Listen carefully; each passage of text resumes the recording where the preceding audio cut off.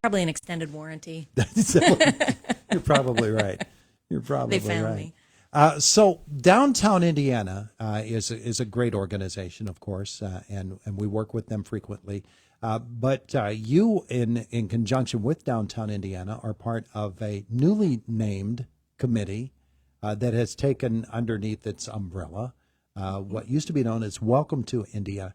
There's a whole lot of different roads I could go down with that and probably never get it right. So tell me exactly how this all works in. Sure. Yeah. So the design committee is one arm of Downtown Indiana, and it's been around for a while. But so there's been some history with Welcome to Indiana that it sort of lost its home a bit, and so it now has a home under the design committee. So I guess to explain it a little better, I have to give a little bit of background on where it started and where it's at now. Yeah.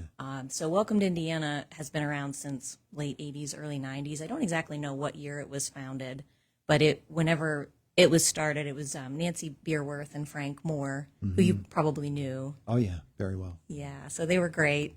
Nancy was a real force of nature. She could get all kinds of stuff done. And Frank, he was this amazing guy in the community who, again, could get a lot of things done in that other people couldn't get done. Yeah. And so they had, just to kind of give a little background of what Welcome to Indiana was for anybody that maybe doesn't know, it was an acronym. Welcome was an acronym. So you see the welcome signs around town that say Welcome to Indiana. That was part of their mission. But the acronym of Welcome was, and let's see if I can get this right, we endorse community, let me think about it. We endorse logical communities and orderly entrances. And so modal entrances? Not there. I wrote it down and then I left without my paper, so now I can't remember letters. for sure. Yeah, there's all those letters. I can't remember but it was an acronym. And the point was they felt that back when they had started it, that the town needed more orderly entrances. It's kind of like a normal thing now that you go into a town and you see a sign when you enter the town and you know what town you're in. And then in towns that don't have that, you kind of find yourself going like, where am I? I just came into this town that I don't know what it is. Look for the post office and see what names Yeah, are. pretty much. So they were the ones that created those signs, that had them made. They had a contest to create the design of the sign. And so those have been around for a long time, and Welcome has always taken care of them. And they created the landscapes around them, got all kinds of grant money, got the permission to put the signs where they are, which was no small feat because you're dealing with PennDOT and right-of-ways and all that sort of thing. So all of the signs that are around the entrances to Indiana were thanks to Welcome. And then they also, before we had a shade tree commission, had done a lot of the tree planting downtown and throughout the town. And so those two things, and then they also had paid for the soil testing at the Kovalchik site where the Kovalchik Center is now. And really, had they not stepped up and done that, we might not have the KCAC today, and it would still be a scrapyard. So they really did a lot of great things. And they also house the Image Awards, which Downtown Indiana is now doing. And the Image Awards that we talked about last time, it's that ripple effect that if somebody fixes up their home, then others take notice and maybe they'll fix up their home next to it. And, that ripple effect kind of like can affect the whole town.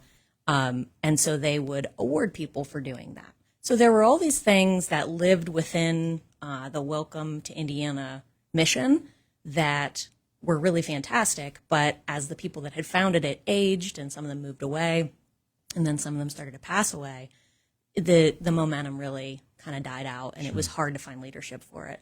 I had led the group for a period of time, then I had kids and stepped away. We had other people that had led it. Sarah Rutledge had did it for a time where she really was trying to bring it up onto its feet, but it's just a lot of work and just it was tough. So we didn't want to see any of that mission die, and thankfully Downtown Indiana stepped up as an organization and said, hey, we feel like there could be a good fit, a good synergy between what the design committee's mission is and Welcome to Indiana's mission. And they had been wanting to sort of expand their geography a little bit to say, okay, it's not just about the business district in the downtown. It's about a much bigger picture than that. And so we just felt like Welcome's mission could live really well underneath that. And so it's pretty cool now that it's officially part of a nonprofit. Welcome had not been a 501c3, so that was a challenge. Yeah. And we didn't have bylaws. We weren't an official board. So there were just a lot of challenges with that. Downtown Indiana has all of that, has leadership, has just a good rhythm going. Yeah. And so to be able to pull that all underneath the design committee has been really fantastic and a great opportunity for Welcome to Indiana. So how do we move forward from here? What's the next step?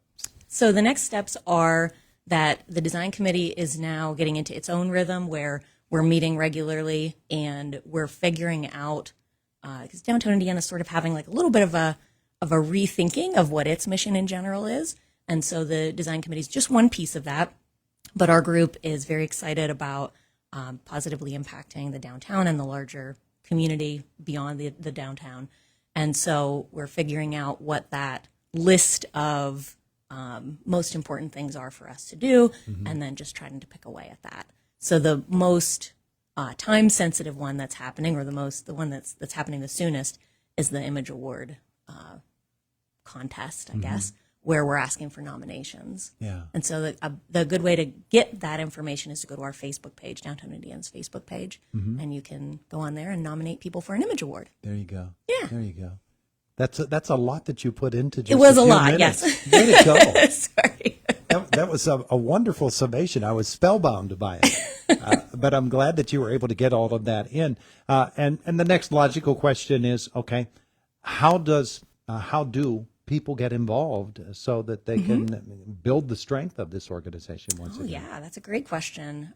Again, just reaching out either through our social media, or you can get on Downtown Indiana's website and getting in touch with Sam Kenley, who's our director, and just asking him, hey, how can I get involved? We have we now have a new committee called the it's an organization. I'm trying to think of what it's called. Volunteers, I guess. And Joyce Sharman is chairing that one, and she's coordinating any volunteers that want to help, and so she can help to place people into roles, where they can best fit. I remember when Welcome to Indiana was formed. You do? Yeah, and how they made it a really big part of what they were doing to get the signs up at the entrances to town and identifying, okay, here we come in off of down there around East Pike. Let's make sure that we have a nice presentation there. Yeah, that's my favorite of the signs. Oh, yeah. I think it looks so nice. And the one over by the KCAC, what is now the KCAC, there was a sign there too. And how much pride they took in not only getting them up, and they looked wonderful when they were first put up, but they made a really strong effort to make sure that area gets weeded, that fresh pine bark gets put around, or whatever it was that they were mulching with around it, and keeping it looking nice, because people can make the initial effort, and it is a tremendous effort, and they feel good about it. But if you don't have that sustainability in putting that welcoming atmosphere out there, then it falls by the wayside. And it's almost as if for projects such as that, if you let it get a little bit away from you, it's worse than had you not started in the first place. Yeah, you're right. That's actually how I had gotten involved with Welcome to begin with. So it was somewhere around 2010, and so my husband and I own Earthcraft Landscaping, and we had just started that business at that time. And Frank had reached out to me, and he said, would you guys be willing to give us a quote for doing the mulching around these beds and cleaning them up and maintaining them? And so we did. And so for that first year, maybe the second year as well, we did that work as contracted work. And then Frank, of course, was very persuasive and just such a great personality. And so next thing I knew, I was on the committee, the Welcome Committee. And then after that, he's like, well, Nancy's moving away. Maybe you should just run this. And then I ran the committee for a while. It's like, how did I even get myself into this? But then once I really got to understand the mission and could see our financials and everything, I said, you know what, let's just donate this work. And so we started doing that in probably 2012. And so we've done that ever since. Frank had the power to charm that. He really did. He really did. He's such a good guy. Yeah. And it really is. It's a great group of folks who came together initially and have kept it going all these years. Now with some new energy, with its new face and its new mission. And it'll be interesting to see where it goes from here. Yeah. And how folks can become involved. So one of the great things about downtown Indiana is, I don't know, maybe 5 between 5 and 10 years ago, it seemed to get a little extra juice itself, a little new energy with downtown Indiana. Yeah. And it's made a real difference. I think so. And the current board is energetic. It's just full of people that really care about the community and want to make some great things happen. So the flower baskets are something that's happening here very soon. I just looked out the window to see if they were up. Oh, really? So we planted them. We had a little planting party at our shop on Friday night of last week. And they're all in their pots, and we'll keep them for a couple weeks and just keep an eye on them, get them started. And then they'll get hung up the first weekend of June, weather pending. So we're excited. They looked so pretty last year. Oh, man, they do. And I'll say that a lot of people ask me about those baskets. How do they look so good? Why were they so much fuller this past year than they had been in the past?